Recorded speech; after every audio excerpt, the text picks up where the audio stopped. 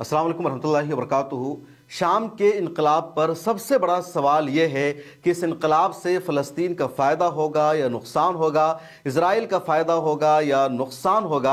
इस सवाल का जवाब इस वीडियो में जानने की कोशिश करेंगे।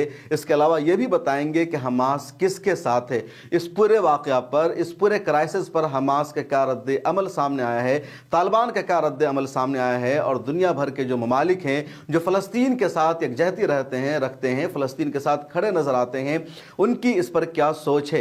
अब तक एक तज्जिया यही किया जा रहा था कि बशारुल असद की वजह से हिजबुल्लाह को या हमास को हथियार पहुंचने में मदद मिलती थी और बशारुल असद का मुल्क शाम में रहना ज़रूरी था।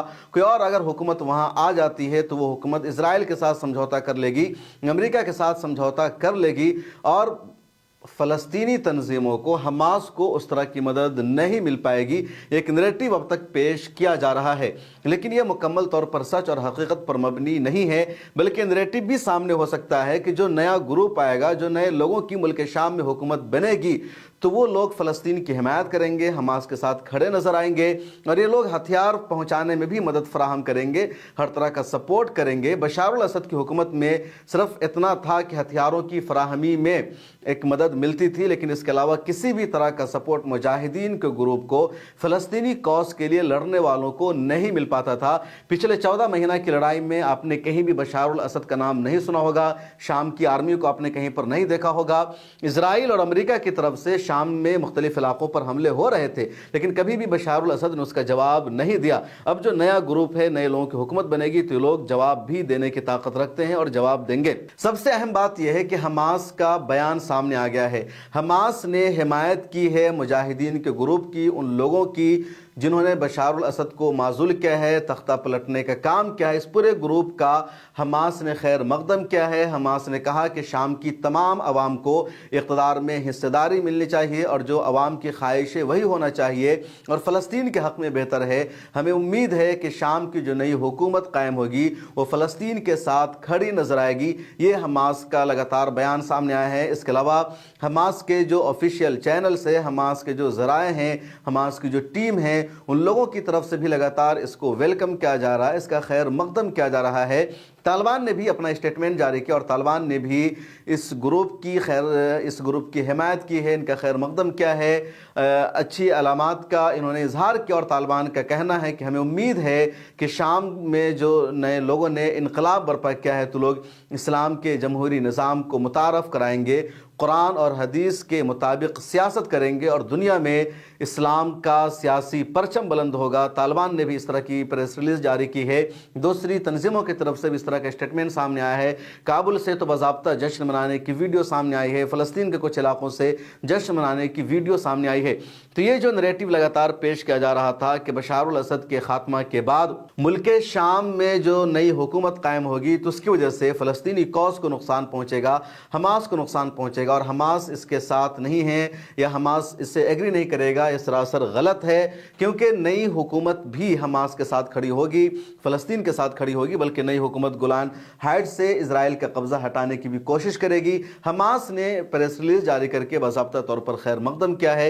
ये सबसे अहम है। हमास ने और तालिबान ने अपनी प्रेस रिलीज में क्या कुछ कहा है, उनके अल्फाज और वर्ड्स क्या है, वो मैं आपको पढ़कर सुनाना चाहता हूँ। शामी अवाम को आज़ादी और इंसाफ के हुसूल में कामयाबी पर हमास की मुबारकबाद। इस्लामी तहरीक मुज़ाहमत हमास ने बिरादर शामी अवाम को आज़ादी और इंसाफ के हुसूल में कामयाबी पर मुबारकबाद का पैगाम भेजा है। हमास ने शामी अवाम के तमाम अनासर से सफ़ों में इत्तेहाद, कौमी हम आहंगी को फ़रोग़ देने और माजी के दर्द से ऊपर उठने की अपील की है। हमास ने सोमवार को एक बयान जारी किया जिसमें कहा कि हम और हमारे फ़लस्तीनी अवाम शाम के अजीम अवाम के साथ मजबूती के साथ खड़े हैं।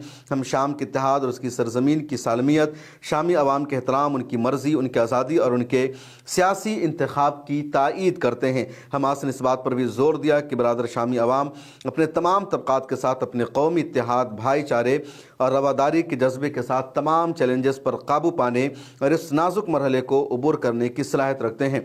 हमास ने शामी अवाम ترقی، سلامتی، استحکام اور خوشحالی کی خواہش کا اظہار کرتے ہوئے فلسطینی عوام کی مسلح مزاحمت اور تحریک آزادی کی جدوجہد کی حمایت جاری رکھنے پر زور دیا ہے۔ حماس نے شام کی سرزمین پر قابض صہیونی دشمن کی بار بار کی وحشیانہ جارحیت کی شدید الفاظ میں مذمت کی اور کہا کہ ہم شامی عوام، اس کی سرزمین اور اس کے عوام کو نشانہ بنانے والے کسی بھی صہیونی اسرائیلی عزائم یا منصوبے کو دو ٹوک الفاظ میں مسترد کرتے ہیں۔ تو یہ حماس کا صاف اسٹیٹمنٹ ہے جس میں شام کی عوام کو اس آزادی میں کامیابی ملنے پر مبارکباد پیش کی گئی ہے، اور آپ دیکھ سکتے ہیں کہ کہیں پر بھی اس میں کوئی تردد نہیں ہے۔ حماس کو ایران کی لگاتار مدد مل رہی ہے اور ابھی تک مل رہی ہے۔ ایران کے جو ملیشیا ہیں ان کی طرف سے بھی لگاتار حماس کی مدد ہو رہی ہے، اسرائیل پر ہمراہ ہو رہا ہے۔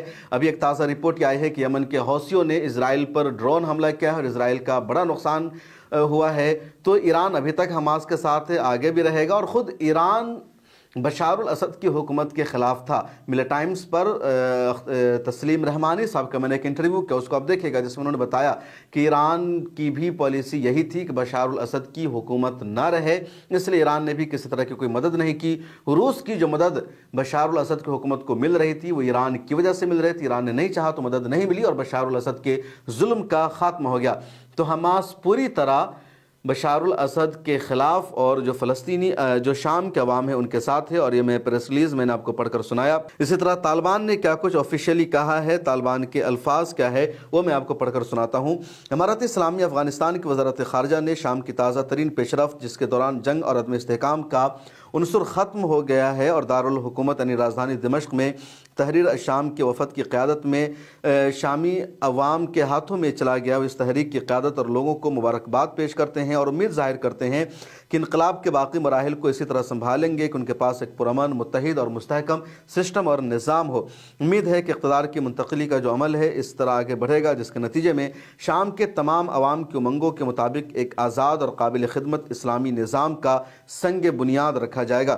امتیازی سلوک، انتقام اور عوام کے لیے عام معافی کی پالیسی کو اپناتے ہوئے شام کے تمام لوگوں کو جمع کریں اور ایک ایسی مثبت پالیسی کا انتخاب کرتے ہوئے دنیا کے ممالک کے ساتھ آگے بڑھیں جو شام کو بیرونی ممالک اور زمینی سطح سے منفی مقابلے کے خطرے سے بچائے گی۔ لاکھوں پناہ گزینوں کی واپسی کے لیے یہ سب ہونا چاہیے۔ اس کے علاوہ جو امارت اسلامیہ افغانستان کی وزارت خارجہ وہ یہ چاہتی ہے کہ شام میں شامل تمام غیر ملکی فریق اپنے درمیان اور نئے حکمرانوں کے ساتھ مثبت بات چیت اور تعاون کی پالیسی کا انتخاب کرے تاکہ شام اچھی حکمرانی، سلامتی اور استحکام کی طرف بڑھنا شروع کر سکے۔ تو یہ طالبان کی وزارت خارجہ کا بیان تھا جو میں نے آپ کو پڑھ کر سنایا۔ اسی طرح میں نے حماس کا بیان آپ کو پڑھ کر سنایا، اور ان سب گروپ نے بھی خیر مقدم کیا ہے۔ بنگلہ دیش میں جماعت اسلامی کے ساتھ حکومت ایک طرح سے لوگوں نے جشن منایا ہے۔ تو ایک اور نیا ملک ایسا سامنے آیا ہے جہاں اسلام کا جمہوری نظام اب عمل میں آ سکتا ہے۔ تو اس پورے معاملہ کو کسی بھی نیگیٹو پروپیگنڈا دینے کی کوئی ضرورت نہیں ہے، حسن ظن رکھنے کی ضرورت ہے۔ اس ویڈیو میں اتنا ہی، مجھے دیجیے اجازت، اور سوشل میڈیا کے سبھی پلیٹ فارم پر ملت ٹائمز کو فالو کر لیجیے۔ ملت ٹائمز کو جاری رکھنے اور مضبوط بنانے کے لیے ہماری آرتھک سہایتا کیجیے۔ یہ ایک آزاد میڈیا ہاؤس اور کمزوروں کی آواز ہے۔